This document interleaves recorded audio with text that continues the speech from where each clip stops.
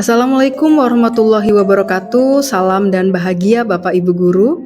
Perkenalkan, saya Dwi Nur Apriyani, calon guru penggerak angkatan 10 dari SMA Negeri 3 Jakarta, Kota Jakarta Selatan, Provinsi DKI Jakarta.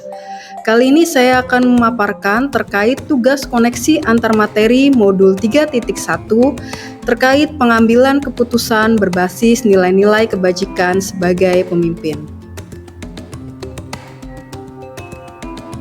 Terdapat kutipan dari Bob Talbert yang berbunyi, mengajarkan anak menghitung itu baik, namun mengajarkan mereka apa yang berharga atau utama adalah yang terbaik. Teaching kids to count is fine, but teaching them what count is best. Dari kutipan tersebut, apa kaitannya dengan proses pembelajaran yang sedang Anda pelajari saat ini? Berdasarkan kutipan tersebut, tersirat makna bahwa segala sesuatu harus dipelajari dari hal yang paling mendasar atau utama. Dalam materi pengambilan keputusan berbasis nilai-nilai kebajikan sebagai pemimpin, hal yang paling mendasar yang perlu dipelajari adalah terkait dengan etika. Etika akan menjadi dasar dalam pengambilan keputusan karena bersumber dari nilai-nilai kebajikan universal. Selain nilai kebajikan, dasar dari pengambilan keputusan adalah berpihak pada murid dan harus bertanggung jawab, sehingga saat dasar pengambilan keputusan sudah dikuasai, maka permasalahan apapun akan lebih mudah dan lebih terarah dalam menemukan solusi permasalahan dan pengambilan keputusannya. Selanjutnya pertanyaan yang kedua, bagaimana nilai-nilai atau prinsip-prinsip yang kita anut dalam suatu pengambilan keputusan dapat memberikan dampak pada lingkungan kita? Prinsip yang dianut dalam pengambilan keputusan diantaranya berpikir berbasis hasil akhir, peraturan dan rasa peduli. Ketiganya disesuaikan dengan kondisi dan situasi yang terjadi. Apapun prinsip yang dianut tetap harus bersumber dari nilai-nilai kebajikan universal sesuai dengan dasar pengambilan keputusan. Dengan mengacu pada prinsip dan nilai yang sesuai, maka kita akan mengambil keputusan yang lebih adil, bijaksana, dan berpihak pada murid, sehingga akan memberikan dampak yang positif bagi lingkungan tempat kita berada. Selanjutnya, pertanyaan yang ketiga, bagaimana Anda sebagai seorang pemimpin pembelajaran dapat berkontribusi pada proses pembelajaran murid dalam pengambilan keputusan Anda? Dalam proses pembelajaran, tak menutup kemungkinan akan ada saja masalah yang terjadi di dalam kelas. Sebagai pemimpin pembelajaran, kita harus senantiasa peka terhadap segala persoalan yang terjadi dan mampu mengatasinya dengan baik sesuai dengan dasar pengambilan keputusan diantaranya berpihak pada murid, bersumber pada nilai-nilai kebajikan, dan harus bertanggung jawab.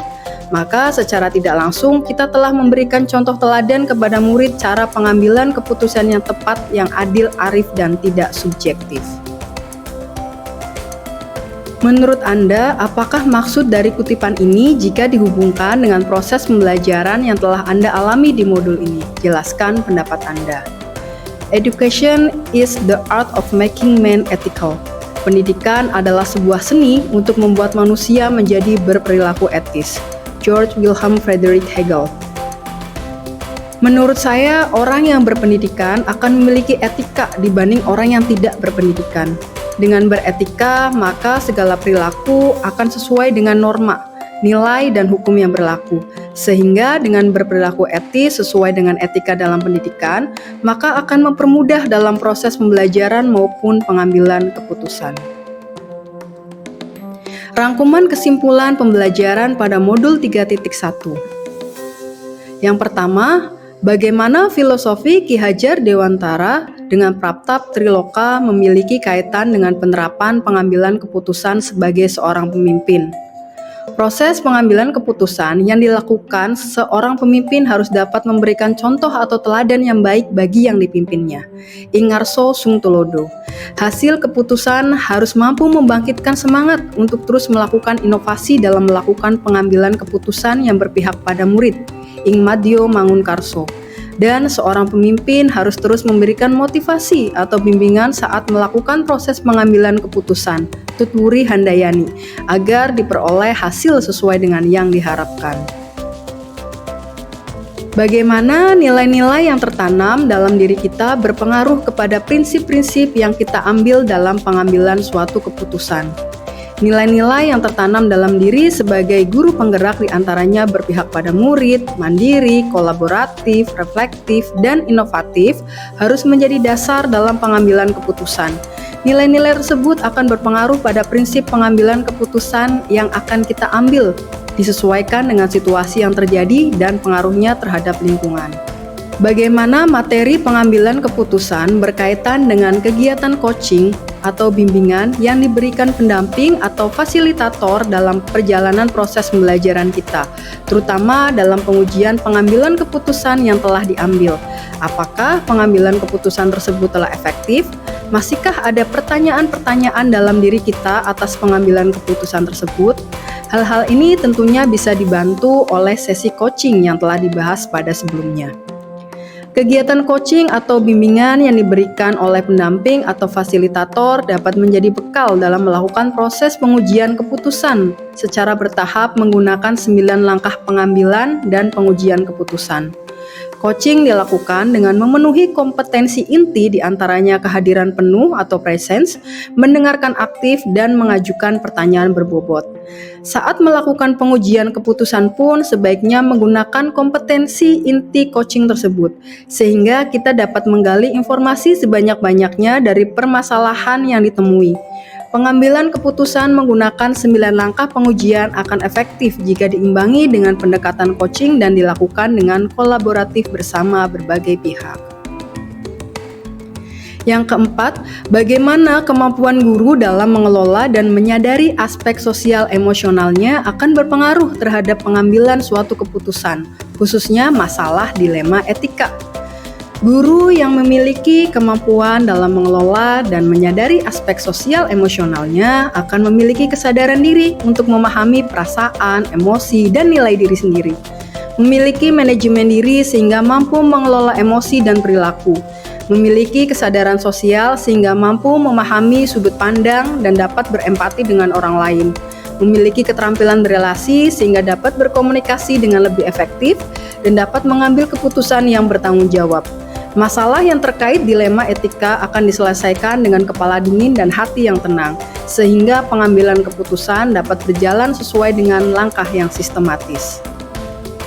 Bagaimana pembahasan studi kasus yang fokus pada masalah moral atau etika kembali kepada nilai-nilai yang dianut seorang pendidik. Studi kasus yang berkaitan dengan moral atau etika harus didasari dengan nilai-nilai yang dianut seorang pendidik, berupa nilai-nilai kebajikan yang bersifat universal, di antaranya keadilan, keselamatan, tanggung jawab, kejujuran, rasa syukur, lurus hati, dan lain-lain.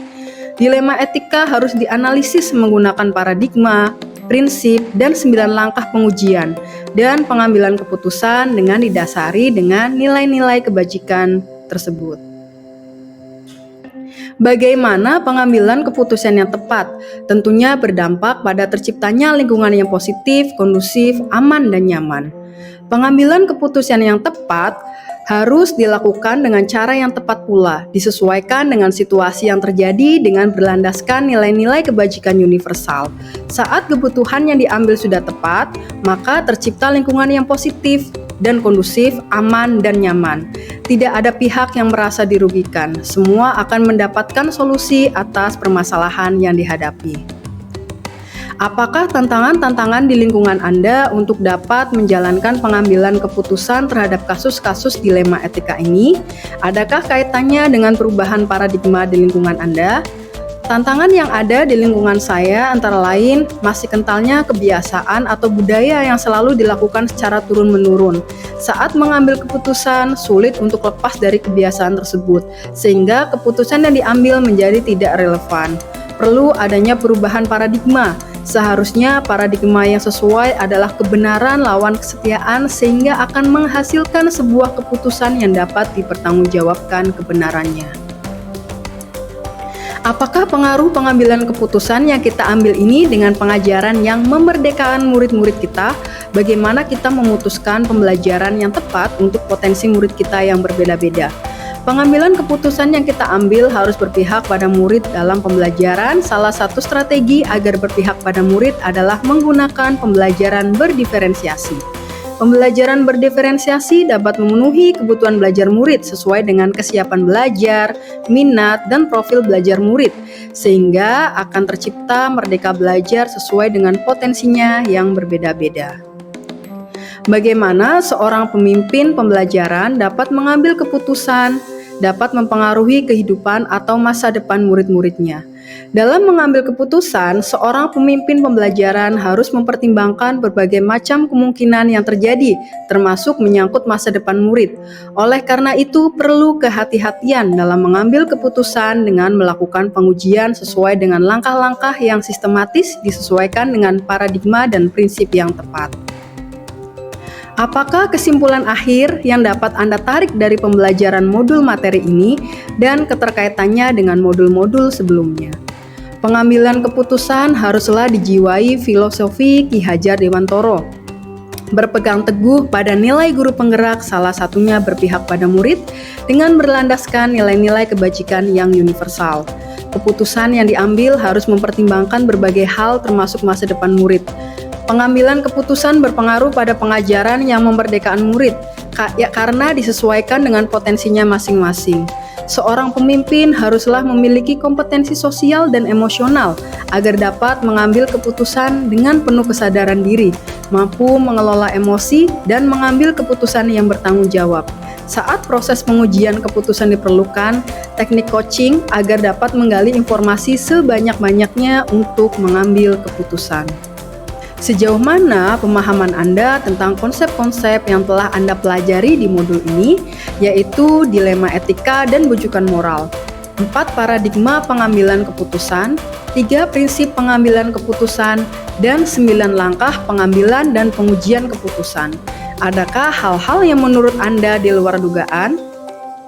Perbedaan mendasar antara dilema etika dan bujukan moral dapat dilihat dari kedua pilihan kasusnya. Jika kedua pilihan sama-sama benar, maka termasuk ke dalam dilema etika. Namun, jika salah satu benar dan yang lain salah, maka termasuk ke dalam bujukan moral. Terdapat 4 paradigma dilema etika, antara lain individu lawan kelompok, rasa keadilan lawan rasa kasihan, kebenaran lawan kesetiaan, dan jangka pendek lawan jangka panjang. Kemudian terdapat 3 prinsip dalam pengambilan keputusan, yaitu berpikir berbasis hasil akhir, berpikir berbasis peraturan, dan berpikir berbasis rasa peduli.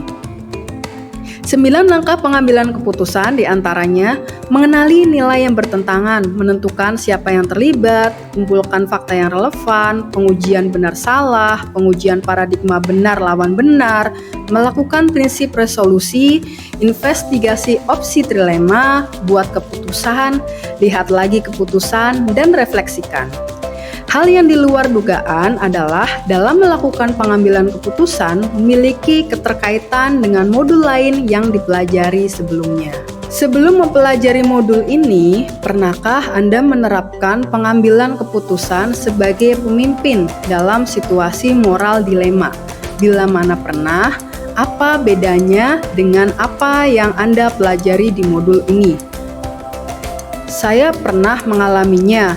Namun, sebelumnya saya tidak mengetahui adanya tahapan dalam pengujian dan pengambilan keputusan, sehingga keputusan langsung diambil tanpa memperhatikan. Saya pernah mengalaminya.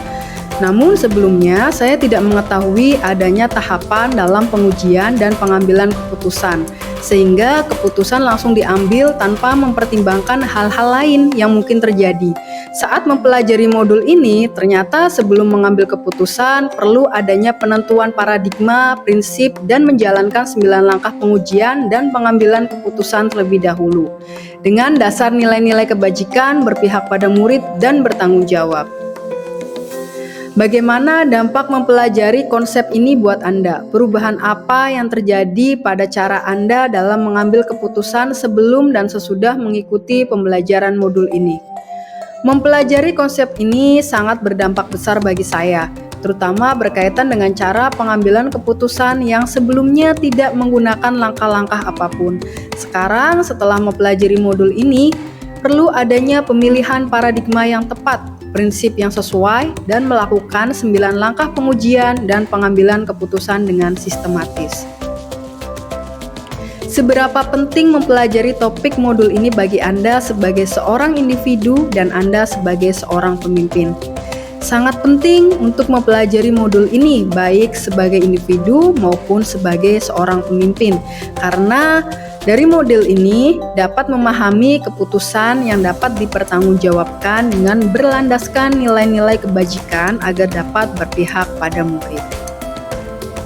Demikian yang dapat saya paparkan terkait koneksi antar materi modul 3.1.